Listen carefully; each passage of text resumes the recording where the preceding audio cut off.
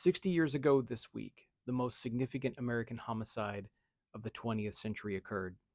The assassination of President John F. Kennedy on November the 22nd, 1963. It is without a doubt that this particular homicide is the most scrutinized forensically in many different disciplines within the forensic realm that we've ever seen. And yet, despite this, there are questions that remain. Top experts in forensics sometimes do not agree on what occurred during this case. So today I'm going to focus just on John F. Kennedy's autopsy report. Now, what makes me qualified to do that? I'm Dr. Wolfe. I am a forensic pathologist medical examiner with over 3,000 autopsies worth of experience, many of which were gunshot wounds. And I'm going to go over this autopsy report page by page in multiple videos this week. And here's my disclaimer today. First of all, I will not be showing photos in this case. I do have the autopsy photos, and they are quite gruesome. I can't show them here because obviously TikTok's not going to allow that due to their community guidelines. Secondly, sometimes I get pushback when I talk about this particular case and homicide cases in general of historical figures. However, I have a lot of requests to talk about this one over the last couple of years, and I never did it. Today, I'm going to do it. I'm going to start that process. And despite having individuals who like to push back and say, we should not be talking about these things, they're in the past, to them I say, we are forgetting a lot of our history, generation after generation. We trivialize the events of the past. We forget the significance of them, and then we risk having them happen again. There is so much to learn from this case forensically, and not just from the pathology portion, but we're talking about ballistics, we're talking about forensic examination of cameras and film, forensic examination of clothing, and it just goes on and on. So if you want to follow along, you can go to archives.gov and you can type in John F. Kennedy autopsy, and the report is there. I have my copy here, and we're just going to do a couple of pages at a time. All right, let's start with page 1. So if you have downloaded the document, and this is what you should be seeing. If you have not downloaded the document, you can just watch this and listen to me. So the first page of the autopsy report is pretty standard. As you can see, it's mostly identifying information and times and dates, and of course the cause of death. Most reports these days will also include the manner of death. In this case, you can see the cause of death is gunshot wound of head, and in this case, the manner of death is a homicide. There are some who would argue about the cause of death here, because usually when there's more than one gunshot, you just call it multiple gunshot wounds, or you'll say gunshot to head and back. Usually you talk about the entry point. But in this case, I think it was felt that he could have possibly survived the first gunshot wound that went into the back and out the neck. But the gunshot wound of the head was non-survivable, which is why they list it as the cause of death.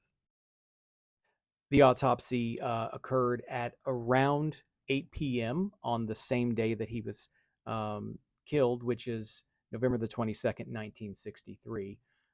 And this was at the Naval Medical School. Okay, so he was assassinated in Dallas, Texas, and there was a squabble, there was a skirmish where the local medical examiner stated that he had jurisdiction, which some would say that that's actually correct. You're supposed to have the autopsy where you die. I mean, if you live in Indiana and you die in California, you should get your autopsy in California. That's just the way it is. So he was correct, but they kind of bullied him. They kind of just ignored him, and they took the body and they flew it to Washington, and then the Naval Medical School pathologist did the autopsy.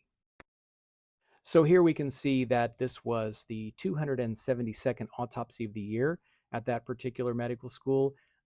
A63, this is a very common prefix we use to denote what type of exam it is, and then usually the year number. So A63 would be autopsy 1963, and then the 272nd autopsy of the year.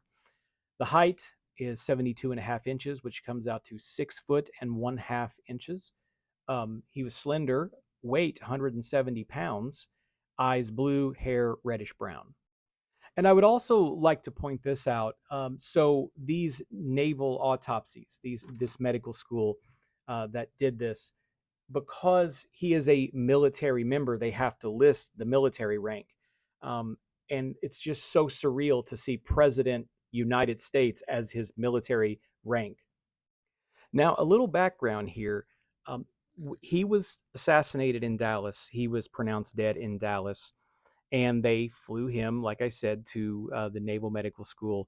This was at the request of Jackie, his wife. She actually did not want an autopsy at all. She was really adamant about him not being autopsied.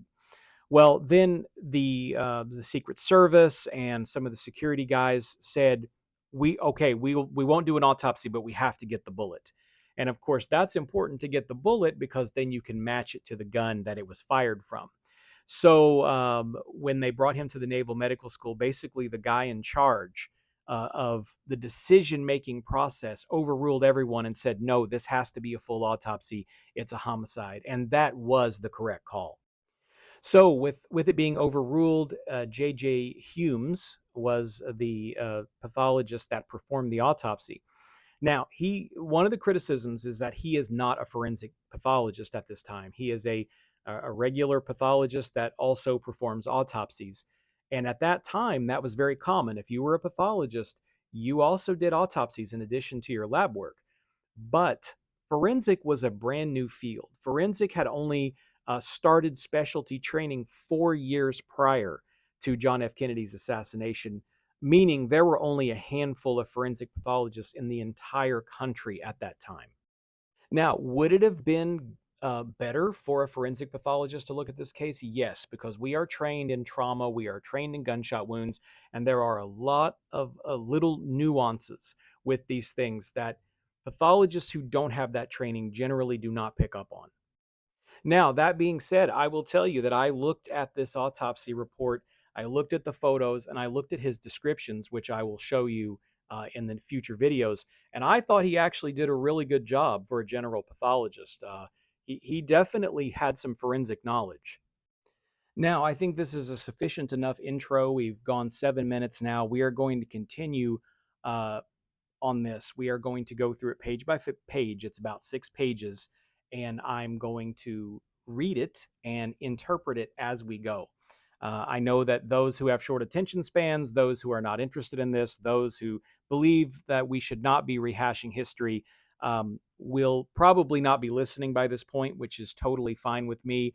This is for the people who are interested. If you are not interested in forensics or you're not interested in JFK, please don't waste your time commenting on this. This is for people who really want to learn, who maybe have not went through an autopsy report before. So that's what we're going to do, and we're going to move on to page 2 for the next video.